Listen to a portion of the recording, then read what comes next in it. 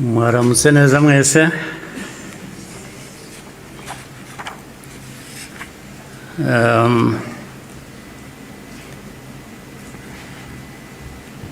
Ngira ngo mpere ku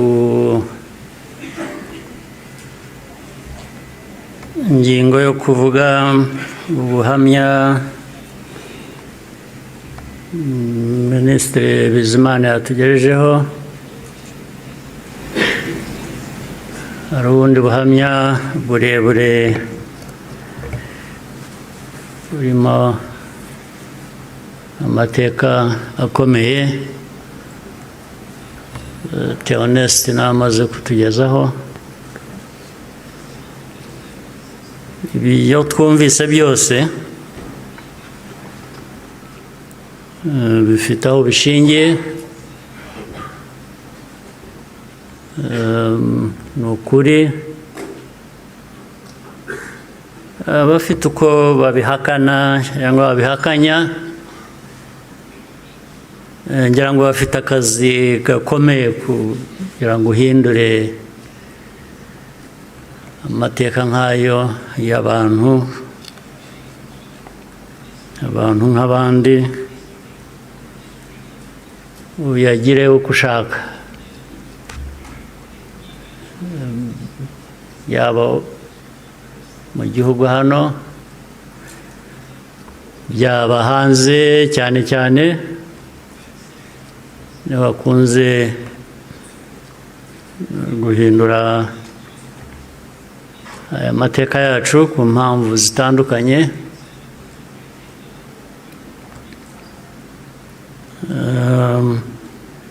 Ibi rero ngira ngo bafite ibyo bazahangana nabyo kugira ngo abantu bahindure amateka nk'aya bayavuga ukundi. Ariko icyo navuga nk'ibyo Theoneste yavuze,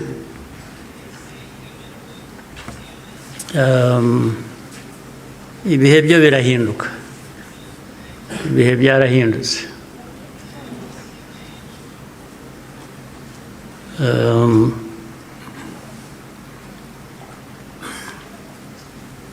Nta uzongera gupfa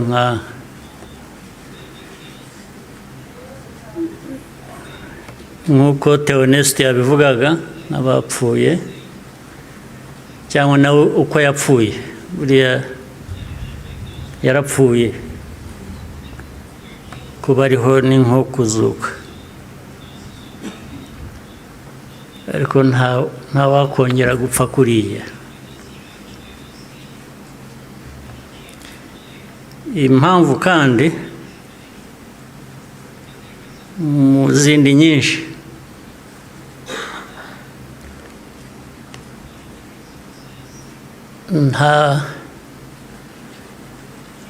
ntabwo wakwica umuntu kabiri.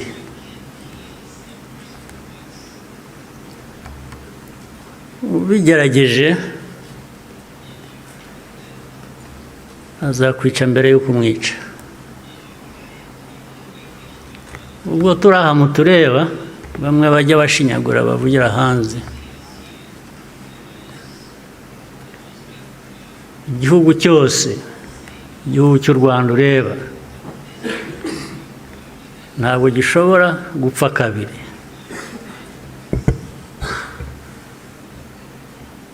Mbere y'uko wakwica u Rwanda azakwica. Ntabwo wakwica abantu kabiri, ntibibaho. Tureba aha ntabwo twapfa kabiri. Ari twe bakuru, ari abana bacu,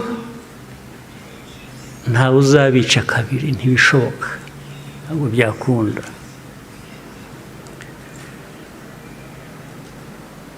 Tuzabaho nk'uko abantu bakwiriye kuba babaho, nk'uko abandi abo ari bo bose babaho, byanze bikunze. Ntawe twabisaba kubaho, ntawe.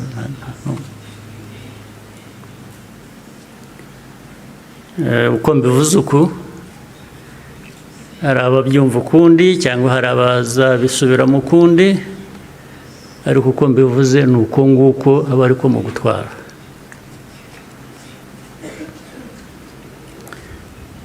Ndabasaba rero ngo nkomeze ijambo ryanjye mu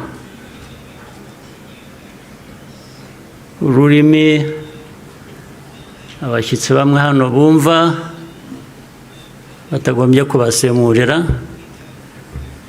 cyangwa se benshi cyane bari hanze bafitanye isano n'amateka yacu, harimo n'abo bayahindura bakayagira uko bashaka. Ndagira ngo mvuge mu rurimi bashobora kumva ntawe basemuriye. Muranyihanganira.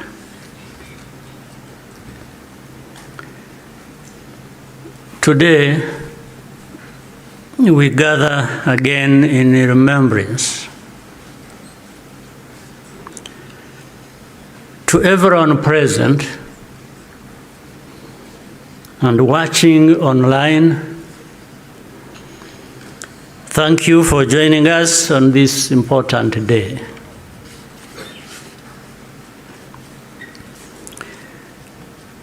We deeply appreciate the friends who join us every year in person or in spirit without fail. I thank the survivor who has just spoken. These testimonies keep memory alive for all of us and for those who will follow us. Kwibuka carries profound meaning for our nation.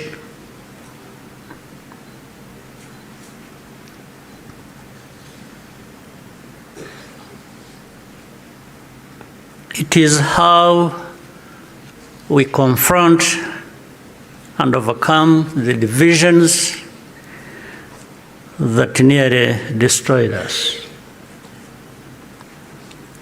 This day empowers us all.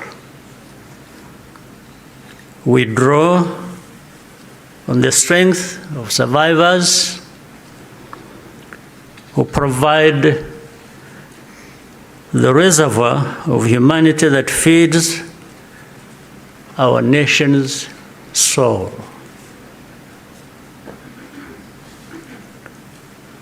To all survivors, know that you are not alone. We stand with you always. Everything we have achieved was only possible because all Rwandans decided to join hands in a common purpose. We honor the role played by every Rwandan in our country's rebirth. The reality of the genocide is clear for all to see. The ringleaders were convicted in international courts with rigorous evidence.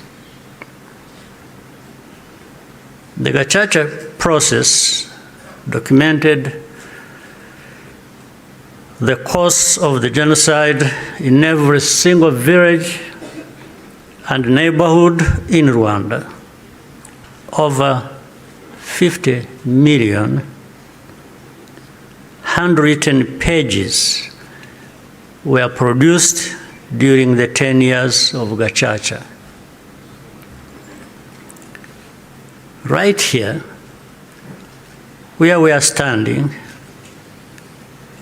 250,000 victims of the genocide are laid to rest. And in 2018, the United Nations General Assembly adopted a resolution that called the genocide against the Tutsi by its proper name, with the support of every member state but one.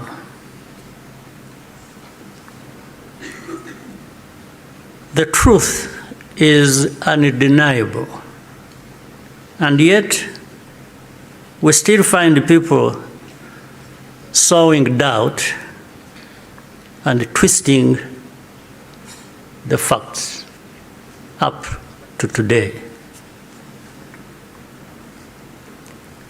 This is not just a matter of ignorance, but something much deeper. It means that the risk of seeing history repeat itself is a constant danger. If we allow ourselves and our friends to become indifferent. Genocide denial begins long before the genocide itself is committed. There is a pattern of looking away from the warning signs or taking them lightly. Hate speech turns into hate acts, dismissed as expressions of popular discontent. Behavior that should be immediately condemned is rationalized and minimized. The preparations are masked by narratives of popular grievance and fear. In the process, a moral equivalence is created between the targets of the genocide and the planners of it. All of these elements were present in our own story. There are some who pretend that the genocide against the Tutsi was a spontaneous event. That's not true. It was carefully prepared and carried out in plain sight.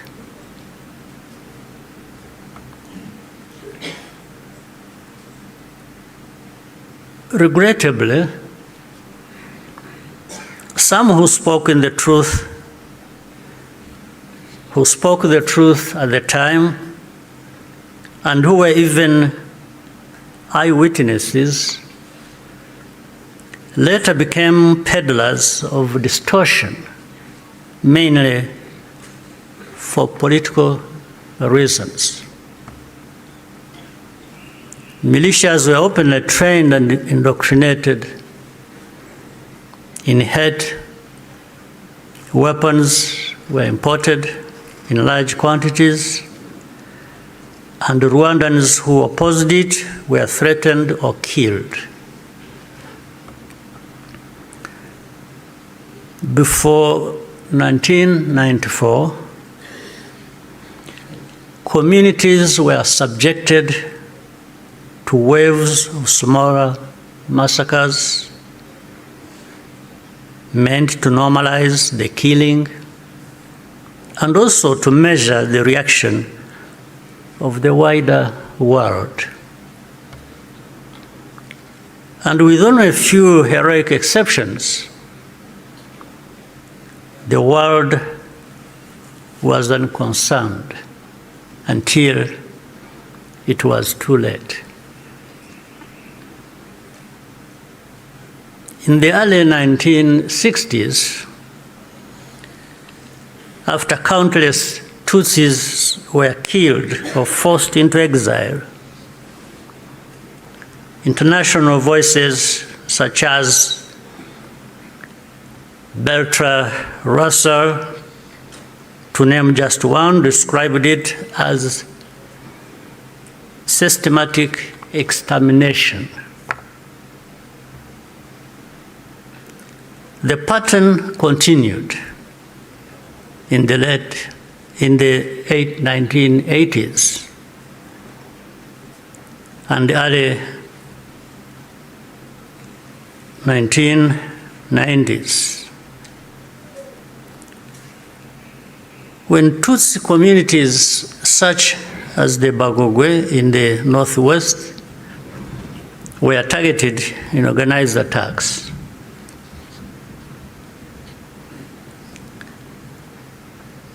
in 1993, a commission led by Jacques Rabner investigated these atrocities. After documenting mass graves and the involvement of state authorities, they concluded that a genocide was being prepared. In the same year, the UN Special Rapporteur, Bakri Weli Ndiaye, warned that organized propaganda portraying the Tutsis as enemies was spreading openly, helping prepare the population for mass violence.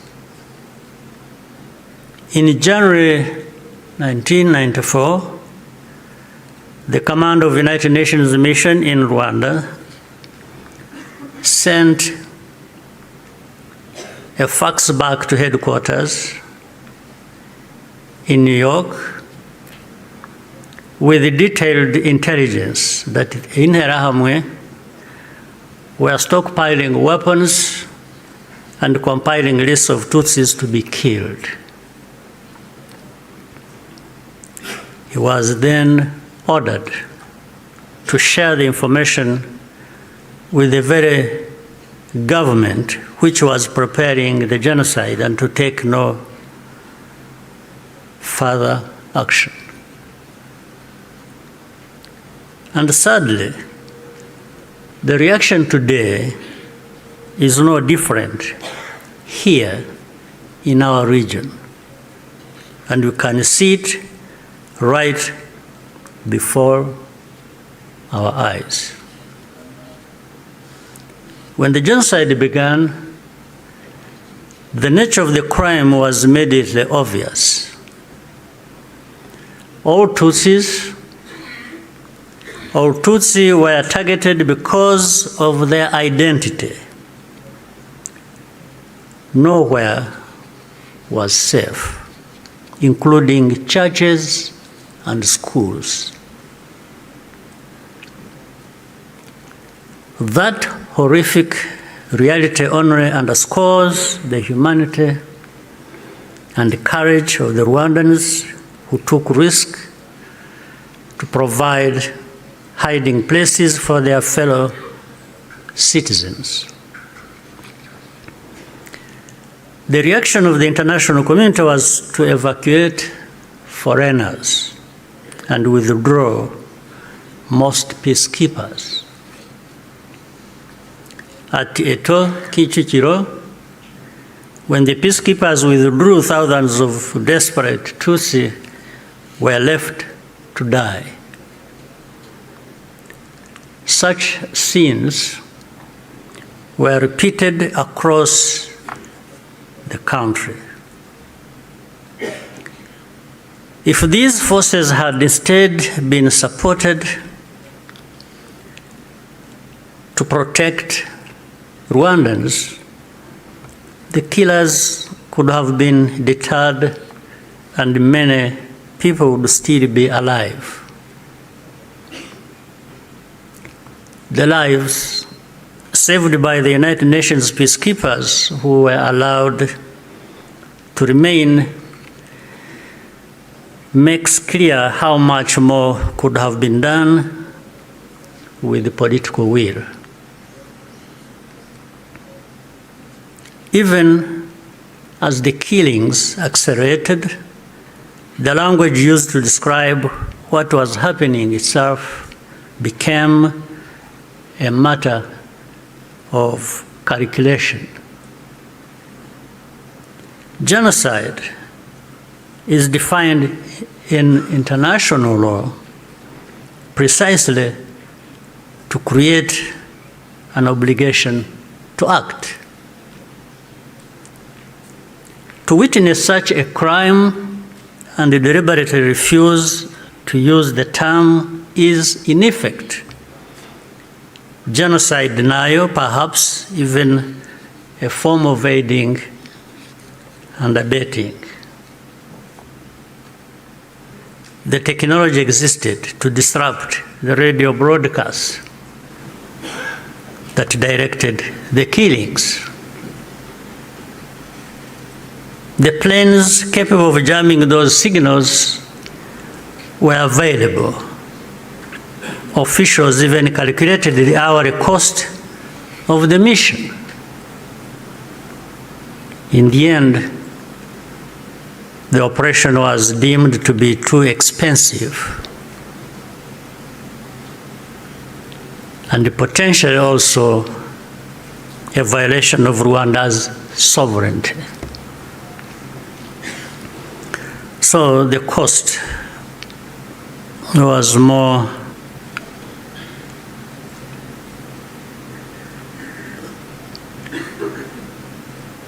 it became too expensive. It was more expensive, especially when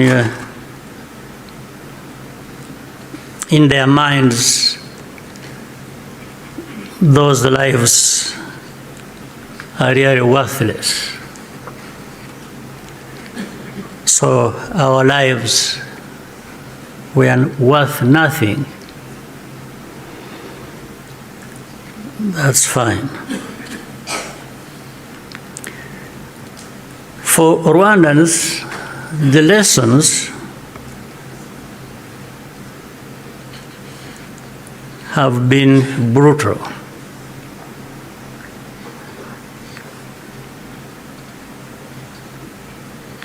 And those lessons have not been forgotten. If our lives do not happen to align with someone else's interests, they are not worth saving. That's fine. And so it had to be the Rwandan Patriotic Army that led the campaign against the genocide and ended it. Our deepest source of grief was always that we could not arrive earlier.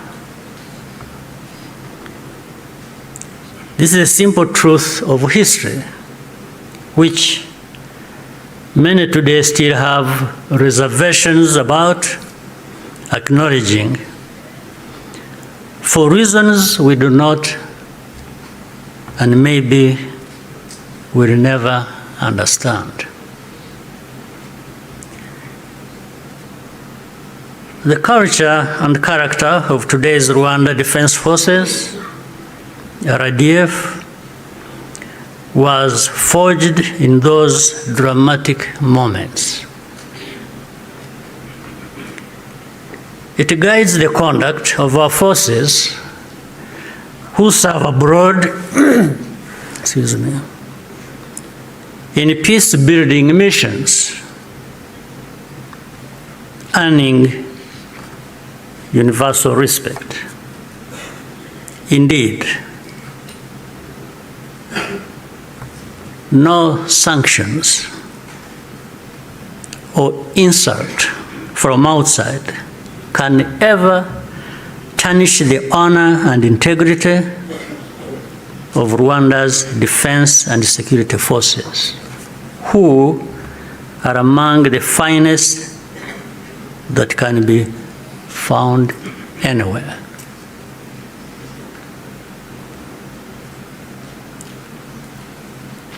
I look forward to raising this matter of sanctions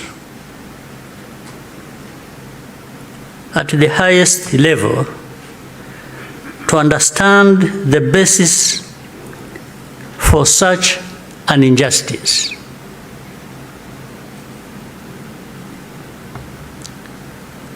Rwandans understand the cost of tolerating extremism, and our central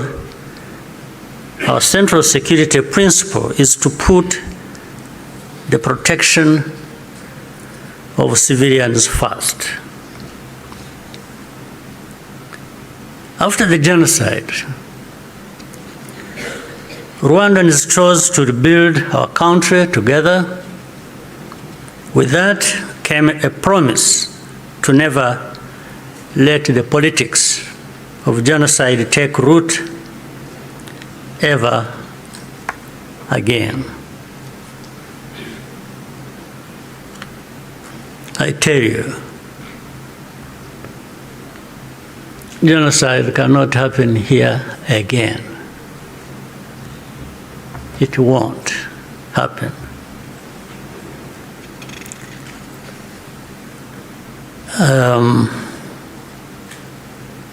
Even with those noises you hear in the region of people gathering from Europe, from wherever, and meeting in Kinshasa and bringing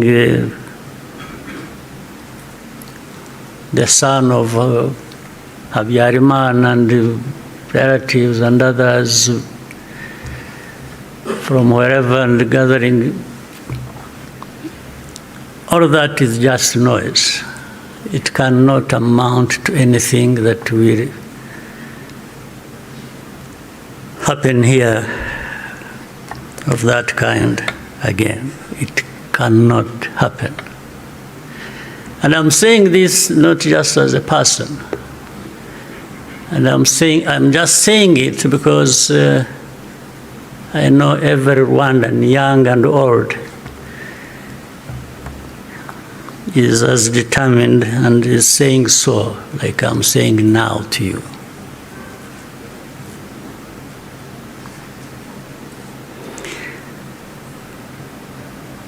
Along the way, Rwandans faced constant criticism and many attempts to twist our history. But the power we will always have is to use our minds to see the truth, and our voices to speak up when something is not right. You can never silence us in whatever form. We must be clear about the dangers that remain. When the genocidal government collapsed in July 1994, the soldiers and the militia fled across the border into DRC, forcing millions of civilians along with them. Inside the camps, they organized into what is now known as FDLR and launched a sustained cross-border insurgency against Rwanda, claiming tens of thousands more lives. This was the period known as the Abachenge's insurgency, and the western border was only fully secured by the end of the 1990s through the combined efforts of our army and the brave residents of those areas. And since then, our defensive measures have been aimed at ensuring that such attacks can never again be made across our borders. This is not a problem that should be left to Rwanda alone. Doing so only rewards those behind the threats, while Rwanda is penalized for standing up for itself. Imagine a farmer whose field catches fire. At first, the flames are small. A few neighbors think it does not concern them. Others say the wind will change and the fire will die out on its own. So they watch and wait. But the wind does not change. Meanwhile, a pyromaniac is secretly adding fuel to the fire. So the fire spreads from one field to another, and then into the forest and the towns and beyond.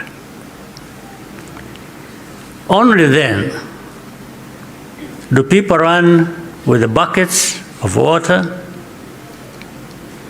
and call for the establishment of a fire department. Africans, more than most, should understand that the danger of moral passivity in the face of hatred and violent extremism.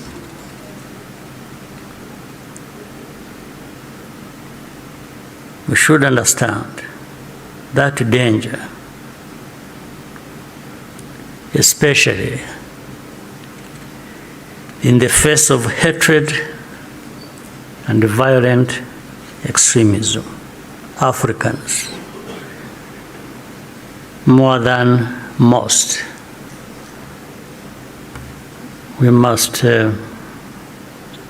be reminded by all this history. Today, our continent accounts for the majority of the world's active conflicts. In 1994, Africa's collective institutions also failed to respond. I say this because the call for African sovereignty, legitimate and necessary as it is, must also mean that African institutions act decisively when Africans are at risk. Bad actors must not be allowed to hide behind the principle of sovereignty, to evade responsibility for abuses or deny citizens their rights. We cannot afford to repeat the mistakes of the past. Genocide ideology is still spreading in our region. Left unchecked, it has the power to take us all backwards again. There are those who claim that Rwanda